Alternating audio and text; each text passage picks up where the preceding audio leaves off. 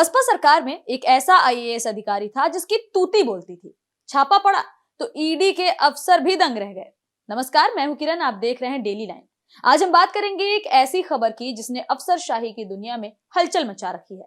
एक जांच के दौरान रिटायर हो चुके एक आईएएस अफसर के पास से वो खजाना मिला है जिसके बारे में कोई सोच भी नहीं सकता। भ्रष्टाचार के मामलों में हमने अक्सर कई अफसरों को फंसते हुए देखा है, उनके पास से लाखों करोड़ों की बरामदगी भी देखी है। लेकिन यहाँ मामला कुछ अलग है। करोड़ों नहीं बल्कि अरबों का मामला है। जी हाँ, मामले की जांच कर रहे अफसरों के माथे पर भी पसीना आ गया जब उन्होंने छापेमारी की और अरबों का खजाना बरामद किया।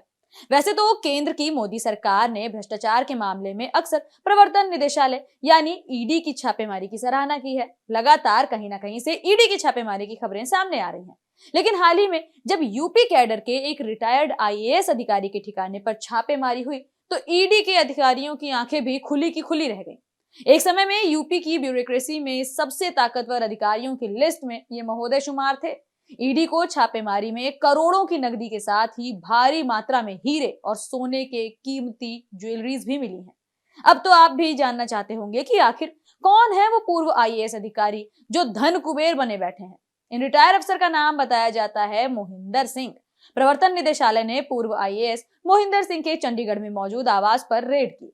इसके साथ ही दिल्ली, नोएडा, मेरठ और गोवा में मौजूद ठिकानों पर भी ईडी ने छापा मारा। ईडी की छापेमारी के दौरान यहाँ पर इतना कुछ मिला कि अधिकारी भी दंग रह गए, क्योंकि ईडी को छापेमारी में रिटायर्ड आईएएस के आवास से हीरे और सोने का खजाना मिला।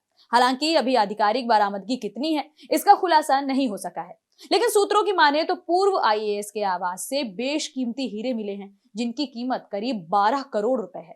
इसके साथ ही ईडी के अधिकारियों को छापेमारी में 7 करोड़ रुपए के सोने के जेवरात भी मिले हैं। ईडी की छापेमारी का शिकार हुए पूर्व आईएएस मोहिंदर सिंह को लेकर बताया जा रहा है कि बसपा सरकार में इनकी तूती बोलती थी, लोग इनसे कांपते थे। मोहिंदर सिंह नोएडा, ग्रेटर नोएडा प्राधिकरण के सीईओ और चेयरमैन भी रह चुके हैं। पूरे 5 साल मोहिंदर सिंह इन दोनों ही पदों पर तैनात रहे। नोएडा में उनकी तैनाती के दौरान जुड़े कई मामलों में जांच भी चल रही है। Mohinder Singh Supertech twin tower मामले में दोषी पाए गए थे। विजिलेंस ने भी इनके खिलाफ मामला दर्ज किया है। आरोप है कि मोहिंदर सिंह जिस वक्त नोएडा प्राधिकरण के सीईओ थे उस वक्त करोड़ों रुपए की जमीन को कौड़ियों के भाव बिल्डरों को बेच दिया। सरकार के आदेश के बगैर नोएडा प्राधिकरण ने वीटो का इस्तेमाल करते हुए महज 10% लेकर बिल्डरों को जमीन आवंटित कर दी, जबकि पहले 30% पैसा लिया जाता था। इसमें सबसे ज्यादा फायदा सुपरटेक और आम्रपाली ग्रुप को हुआ था। इस मामले में 26 अधिकारियों पर घोटाले के आरोप लगे थे, जिसमें 20 अधिकारी रिटायर हो चुके हैं। मोहिंदर 1978 बैच के ऑफिसर थे जो 31 जुलाई 2012 को रिटायर हुए। कथित तौर पर तत्कालीन बसपा सरकार में मजबूत पकड़ होने के चलते पूर्व आईएएस अधिकारी मोहिंदर सिंह के खिलाफ कोई कार्रवाई उस दौरान नहीं हुई। जो जांच हुई वो भी ठंडे बस्ते में चली गई। 2017 में यूपी में सत्ता परिवर्तन के बाद सीएजी ने 2005 से 2015 तक प्राधिकरण में वित्तीय अनियमितता की जांच की। इसमें पता चला कि सबसे ज्यादा वित्तीय घोटाले मोहिंदर सिंह के समय में हुए हैं। फिलहाल इस मामले की जांच जारी है। इतना ही नहीं, बसपा सरकार में लखनऊ और नोएडा में महापुरुषों के नाम पर बने स्मारकों और पार्कों के निर्माण घोटाले में भी मोहिंदर का नाम सामने आ चुका है। ये घोटाला करीब 14 अरब रुपए का मामला था। ईडी ने नोएडा में मौजूद हसिंडा प्रोजेक्ट प्राइवेट लिमिटेड कंपनी के निदेशकों और उनके सहयोगियों के 12 ठिकानों पर छापेमारी की है। इस छापेमारी में अकेले यूपी के पूर्व आईएएस सरदार मोहिंदर सिंह के चंडीगढ़ में मौजूद आवास से 7 करोड़ के हीरे बरामद किए गए हैं।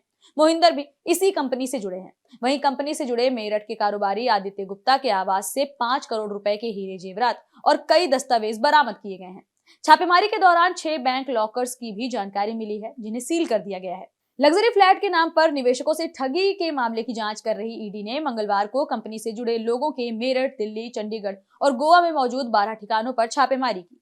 ईडी ने छापेमारी के दौरान मिले दस्तावेज, कंप्यूटर की हार्ड डिस्क और मोबाइल जब्त करते हुए सभी की जांच शुरू कर दी है और जल्द ही इस मामले का खुलासा करने का दावा किया जा रहा है।